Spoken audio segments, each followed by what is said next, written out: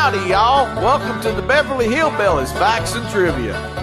Y'all kick off your shoes and you set a spell, all right? Now here's your host for the show, the old Kentucky boy himself, Mr. Bob Snap.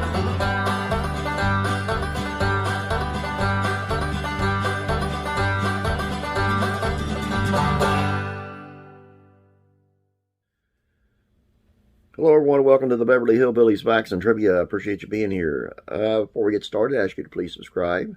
And more importantly to me right now is please share these with your family and friends. Viewership is way down. I don't understand why, but it is. And I know there's Beverly Hillbillies fans out there everywhere. I can't be the only one. Today's video is on how the Beverly Hillbillies was almost set in New York instead of California. Now I'm going to tell you why the location was changed. Let's look into it. Y'all remember the Beverly Hillbillies song, right? Let's skip over the black gold Texas tea part. Jed Clampett was out shooting for some food and up to the ground from the bubbling crude, and then the banjos and then the chorus, and just another kinfolk told Jed to get away from the country and find part where, New York might be the place you ought to be, and don't roll off the tongue, does it? But did you know that Beverly Hillbillies almost was set in New York? We're thinking Ellie Mae would have been limited in the number of critters she would be able to bring to New York City. Maybe they could have used Oliver and Lisa's penthouse when the nice Douglas couple moved to Hooterville.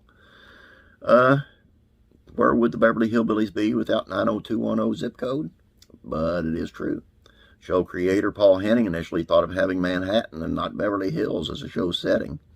We suppose Mr. Drysdale and Miss Jane would have easily translated to a show in Manhattan, but the Clampetts probably wouldn't like all the honking taxi cabs, and I'm sure Jed would shoot out the brake lights, but I digress. L.A. won in Henning's creative mind. Actually, the pragmatic part of Henning's brain won out.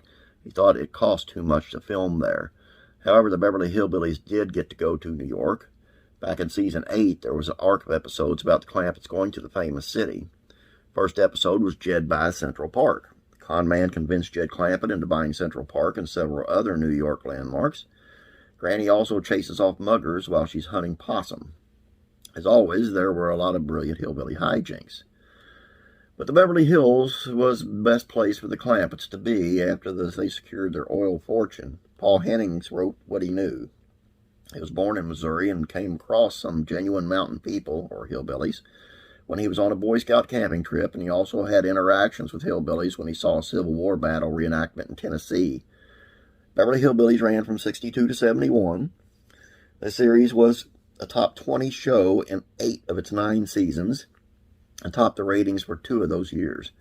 In its first 3 seasons, the show averaged 57 million viewers per episode. That's crazy. And I mean, I know there's more channels and stuff now, and it'd be difficult to do that. But 57 million people watching, that's still something. That's a lot of people.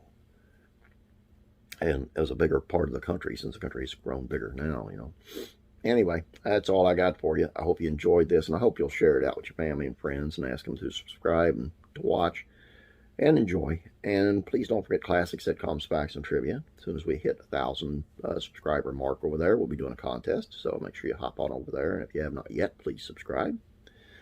And that's all I got for you. Have a great day. God bless, and I'll be praying for you.